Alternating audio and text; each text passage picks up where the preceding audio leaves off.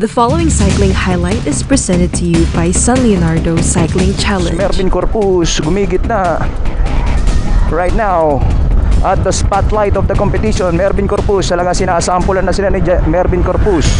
Sige, pantayan natin. Mervin Corpus, mga kaibigan, pang finish na po ang kanyang takbuhan at 65 down to 60 to 65. Mervin Corpus in a time trial. By the way, itong si Mervin Corpus, a former national cycling team member, also competed in the 2017 Southeast Asian Games. At ngayon po ay a sprinter, a climber. 5'10", mga kaibigan. Mervin Corpus, born on August 26. Mervin Corpus, pinaungos niya muna ng konti itong isang Gopher Gold rider na si Joshua Gadmaitan from Cabanatuan. At D. Reyna rider, tatlo tong nasa harapan. Excellent Noodles, D. Reyna, at itong si Joshua Gadmaitan. Ito mga yung kantuhan ditong ganyan, talagang iwang ka pag hindi ka nakaungos dito. Alright, D. Reyna rider, then Joshua Gadmaitan of Gopher Gold, then Mervin Corpus. Mervin Corpus, nag-iibang anyo, nagbabasa. Talagang a real trooper, ladies and gentlemen.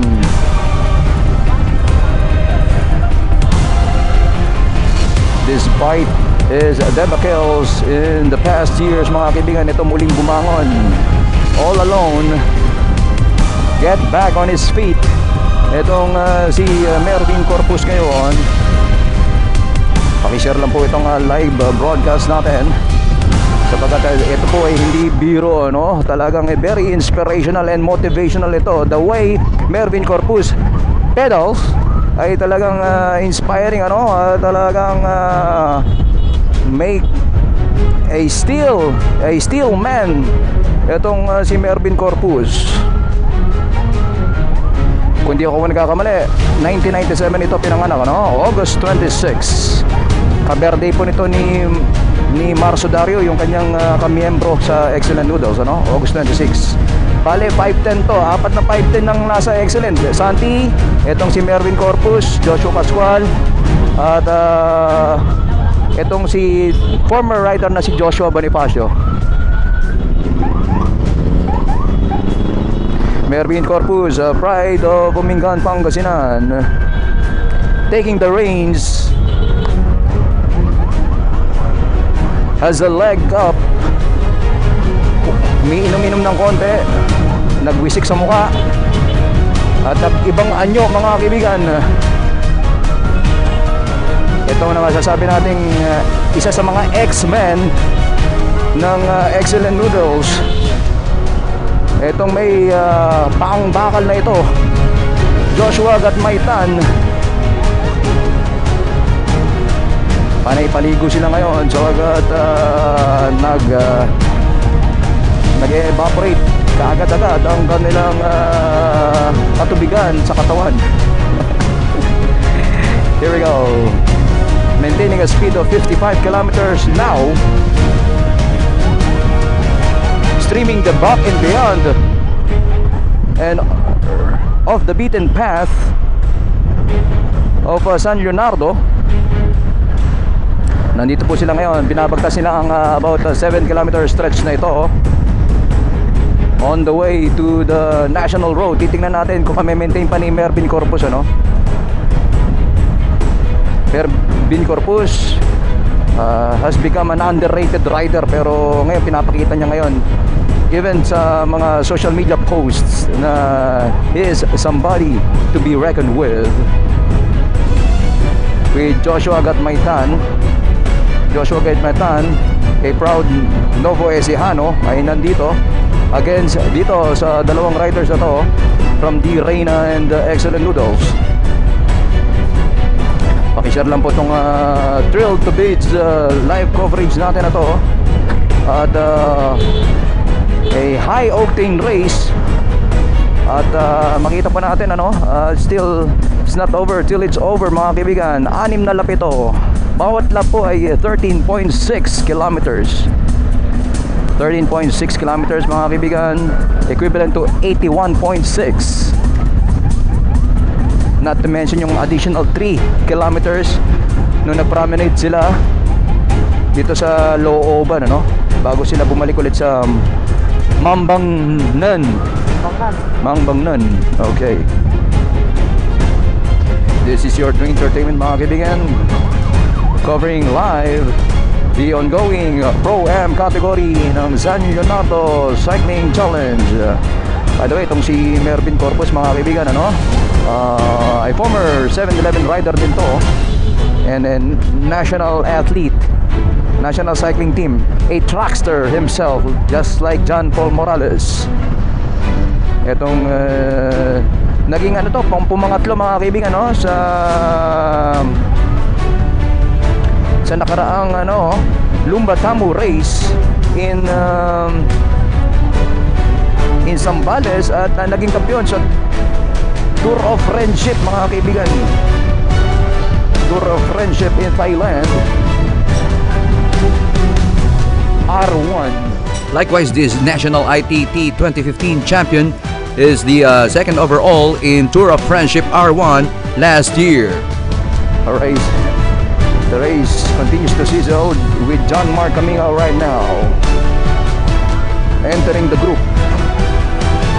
John Mark Camino, the brother of Rush and Ian Cahucom. John Mark Camino from Davao ay nandito right now, but hails from originally hails from Davao, but nakatira po siya ngayon dito sa San Mateo, Rizal, ano? Luzon, ano? Is a pride of Solana Nueva Vizcaya. Ito po, mga kaibigan, talagang minamaster na ni Mervin Barnechea Corpus itong kapatagan ng San Leonardo. Ngayon nagpa-practice na para mag-finish mamaya-maya. Off to the second lap, 2 of the 6 laps scheduled for this edition. Mervin Corpus, mga kaibigan, up close and personal at a speed of 58 kilometers per hour.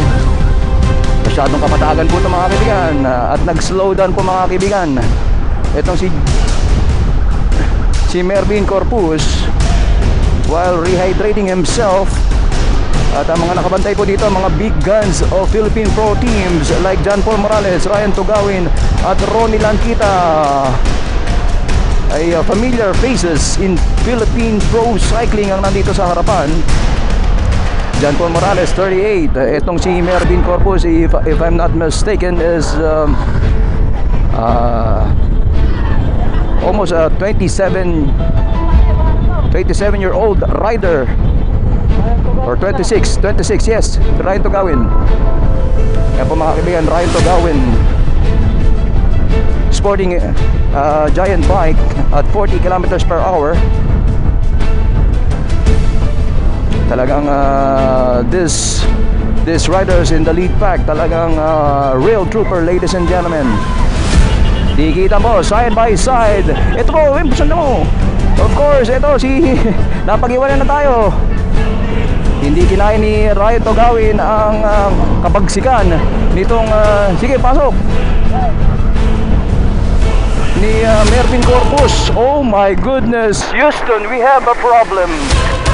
Corpus talagang nauna sa second lap. This is a point system. This is a point system, ladies and gentlemen. This is a slugfest. Ladies and gentlemen, John Paul Morales talagang kahit ba paano ay iniinda ang mga pidalang o galawan ni Mervin Corpus ngayon sa mga oras na to. John Paul Morales among the dalawang trackster po ito, mga kaibigan, former teammates in Excellent Noodles way back, ang nandito sa harapan. At kilala naman natin itong dalawang ito, talagang may mga pinagsamahan na rin. Titingnan po natin kung madadala pa rin nila ang pinagsamahan nila ngayon as they rivaled with each other dito sa 13th edition ngayon. This is the bailiwick of sprinters. Ito po ang comfort zone ng mga sprinters, ano? Itong rutang ganito, kapatagan, John Paul Morales, 26 years old versus 38 years old. With a 12 years difference, John Paul Morales. Both former national cycling team members. Or, yes, national cycling team members. Sinamahan na po sila ng isang D-Ray na dito, no? Naging panabla po. At titignan po din natin, nakabuntot kagad, nakahabol kay John Paul Morales. At kitang-kita natin si John Paul Morales ngayon. Talagang iniinda ang mga pidala ni Galawan ng Ascendant Riders, a sleeping giant, or should I say a sleeping giant from Excellent Noodles. Itong si Mervin Corpus. Matindihan, talagang ginagamay ni Mervin Corpus ang lapad ng kakalsadahan on the way to the finish. Mukhang minamaster na ni kung paano diskartehan ni Mervin Corpus ang finish line for the final sprint later this afternoon.